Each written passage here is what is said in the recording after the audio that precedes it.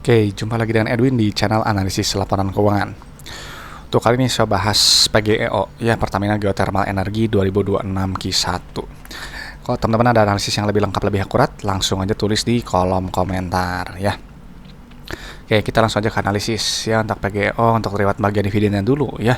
Perusahaan ini adalah perusahaan yang baik ya. Ini memang relatif baru IPO ya di tahun buku 2023 ya, tapi PGEO dia bagi dividen ya bahkan di tahun sebelumnya gitu ya, di tahun buku 2022 ya, dan sampai sekarang tuh tahun terakhir udah bagi dividen ya. Ini udah ada nih ya tuh 29 April, nanti payment date-nya di 22 Mei ya, sekarang tanggal 15 Mei ya. Gitu. Jadi ini adalah perusahaan yang baik ya, perusahaan yang bagi dividen itu adalah perusahaan yang memang sudah terbukti profit dari bisnisnya ya, dan juga punya kondisi keuangan yang sehat gitu, jadi layak untuk dilihat lebih lanjut ya untuk PGEO. Yieldnya lumayan ya, dia meskipun gak nyampe 5% di 4,8% ya, ini rada agak oot dikit aja. Ini kayaknya udah harus saya ganti ya, ini ke 2025. Oke ya, sekarang kita cek dulu untuk ke kas Tarakas ya dulu ya. Ini satuannya ribuan dolar USD, kita pindahkan dulu ya, ribuan dolar USD. Oke ya, kita harus lihat kas Tarakas. Kenapa? Karena kas Tarakas ini adalah jumlah uang yang ada dalam dompet perusahaan ya.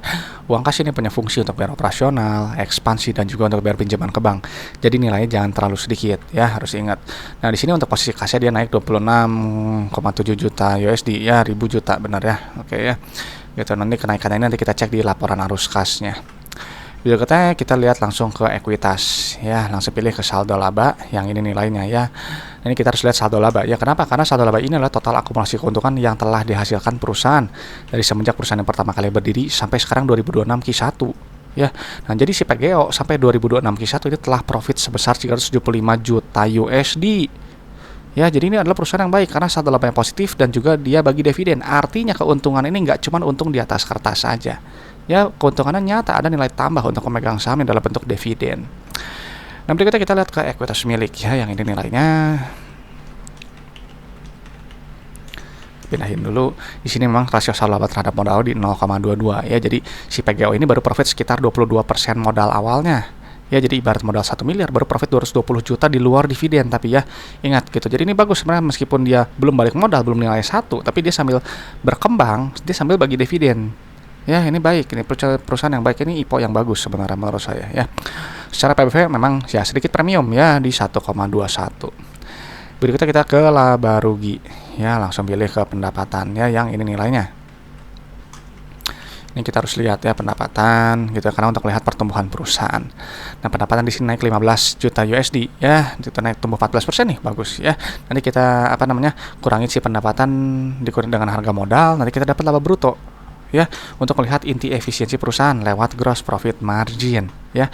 Di sini 57%. Artinya kalau misalnya teman-teman menjual barang harga 100.000, itu ambil profit counter 57.000 ya, besar gitu. Jadi carilah perusahaan yang laba brutonya setinggi mungkin, GPM-nya setinggi mungkin sesuai dengan sektornya, karena semakin besar laba bruto nanti semakin besar laba bersihnya ya, karena laba bruto nanti akan dikurang oleh beban operasional, non operasional, beban pajak.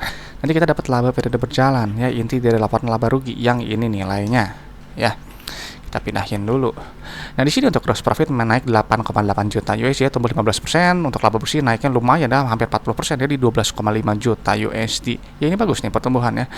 Nah, secara PER gitu ya, ini sedikit premium ya, di 14,4 kali gitu ya. Jadi banyak investor tuh sebenarnya carinya yang di bawah 10, di bawah 5 karena lebih masuk kelas secara profitabilitas. Tapi untuk ukuran PGEO di 14 ini saya asumsikan fair value aja ya gitu ya, karena biasanya kan rata-rata di 15 ya, cuman ini lumayan kok ya, jadi maksudnya ya wajar ya, PBV premium, PER juga premium, tapi nggak yang sampai puluhan kali ya, ini kayak yang 20 atau 30 kali gitu. Kalau 20 ini udah masuk ke super premium ya, kalau 15-an segini ya fair value lah ya gitu secara PER. Berikutnya kita langsung ke penerimaan kasnya ya, yang ini nilainya ya. Di sini untuk lihat jumlah uang yang customer bayar ke perusahaan ya, penerimaan kas harus tinggi nih, kayak gini 171% ya. Jadi teman-teman jual barang 100 juta, customernya bayar 171 juta ya, lebih tinggi 71 juta gitu. Jadi selisihnya itu bisa jadi piutang yang sebelumnya belum tertagih ya gitu. Karena ingat, penerimaan kas tinggi karena digunakan untuk aktivitas-aktivitas perusahaan ya. Nah, di sini penerimaan kas tumbuh 9,2 juta ya, naik 40,8%. Ini bagus gitu ya. Itu meskipun secara rasio memang turun tipis ya, cuman nggak apa-apa, ini masih di atas 100% ya. Jadi customer selalu full bayarnya. Nah, uang yang dikumpulkan digunakan untuk bayar operasional, nanti kita dapat net CFO yang ini nilainya ya. Nah, ini wajib positif seperti ini, artinya bisnisnya menghasilkan uang tunai. Karena kalau negatif artinya perusahaan habis gitu ya uangnya untuk bayar operasional aja. Ya, nah di sini net CFM memang turun 24, juta USD, turun 31%, ya agak lumayan. Tetapi dia masih tetap positif, ya. Nah, berikutnya untuk aktivitas ekspansi usaha di sini nilai negatif, artinya perusahaan berekspansi contohnya dia memelihara aset produktif ya. Cuman kalau kita melihat ini secara capex ini nggak terlalu signifikan gitu ya. Jadi saya asumsikan nilainya ini hanya untuk sebatas maintenance saja ya gitu, nggak yang sampai ekspansif sekali. Oke, berikutnya untuk aktivitas pendanaan di sini nilai positif ya. Kalau positif adalah perusahaan mengambil pinjaman ya, kalau negatif tidak melakukan pelunasan. Tapi kalau misalnya kita lihat pos kecil ya gitu ya, di sini memang kayak tampak nggak ada utang gitu, nggak ada pembayaran pinjaman gitu ya. Cuma nanti kita lihat ya, nanti detailnya gitu. Nah, cuma di sini memang ada penambahan ya, ada penambahan karena dari suntik modal ya, dari penerbitan saham gitu. Oke, gitu. Jadi secara cash flow saya rasa ini sehat ya gitu, ini bagus gitu. Nah, sekarang kita lihat ke resiko bisnisnya ya, kita naik lagi kembali ke atas. Oke ya, yang ini nilainya ya kita pindahin dulu. Jangan lupa di bold sama di underline ya ininya. Oke ya, berikutnya sekarang ke liabilitasnya dulu ya, pindahin dulu angkanya. Oke, di sini kita lihat untuk rasio lancar tinggi ya di 4,7 ya, kuat. Rasio kas juga sangat melimpah ya di 0,8. Gaji kewajiban yang harus lunas kurang di tahun 194,8 juta USD gitu ya, uang di dompet ya 745 juta USD, jadi nggak ada masalah likuiditas ini ya, kuat gitu. Nah, untuk short term debt di sini ada utang usaha lain-lain, kontrak forward, pinjaman jangka panjang yang akan jatuh belum setahun ya, yang ini nilainya. Oke, kita ambil ini aja ya, kita pindahkan dulu angkanya. Ini juga bagus tuh ya. Jadi katakanlah utang depan mata yang harus kurang di setahun itu 18,2 juta USD ya. Uang di dompet tadi 745 juta ya. Jadi ini nggak ada masalah likuiditas ya. Ini likuiditas sangat kuat saya rasa ya. Oke, untuk jangka panjangnya, untuk liabilitasnya kita pindahkan lagi angkanya. Nah, di sini kita lihat DER merendah ya di 0,46 terkendali. Untuk long term debt-nya di sini ada obligasi dan pinjaman jangka panjang ya. Kita ambil dua ini aja. Depan. Ya, di sini kita lihat memang untuk total debt pada penurunan ya 3,6 juta gitu, jadi lebih terkendali. Kita untuk long term debt to equity masih di bawah setengah ya di 0,35. Ya, jadi ini saya rasa perusahaan yang baik ya, sehat, cash flow-nya, kita likuiditas kuat, solvensi juga terkontrol. Ya, gitu. Nah, jadi PGO setelah saya pindahkan data keuangan, ini adalah perusahaan yang jelas baik ya, IPO yang bagus gitu. Karena ada dividen, ada nilai tambah untuk pemegang sahamnya yang menunjukkan perusahaan ini artinya memang sudah terbukti profit dari bisnisnya.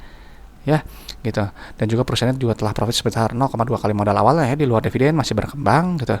Secara BBV cukup premium tipis ya di 1,2 PBV-nya, tapi PR masih lumayan ya di 14,4 kali. Cash flow tadi sangat sehat gitu, likuiditas kuat, solvensi juga terukur ya, bagus gitu ya, nggak yang sampai over leverage gitu. Oke teman-teman, itu aja pendapat saya untuk PGO. Dan teman-teman selalu saya ingatkan ya ke teman-teman, kalau analisis laporanku itu hanyalah sebagian kecil dari fundamental, hanya menilai kinerja masa lalu ya. Jadi untuk prospek ke depannya teman-teman yang harus nilai sendiri ya. Dan juga saya nggak bahas harga saham ya, kalau harga saham itu hanya untuk kembalikan ke mekanisme pasar. Dan juga untuk valuasi gitu hanya pakai PBV dan PR ya, sederhana aja. Kalau ada teman-teman yang lebih punya metode valuasi yang lebih cocok untuk PGO, pakai aja ya, hitung sendiri gitu ya, karena valuasi itu sifatnya subjektif dan relatif ya, berbeda untuk tiap orang. Oke teman-teman, itu aja. Terima kasih sudah menyimak, semoga bermanfaat. Kalau ada pertanyaan dari Kosam, langsung aja tulis di kolom komentar ya. Saya dari channel analisis laporan keuangan. Sampai jumpa di video-video berikutnya.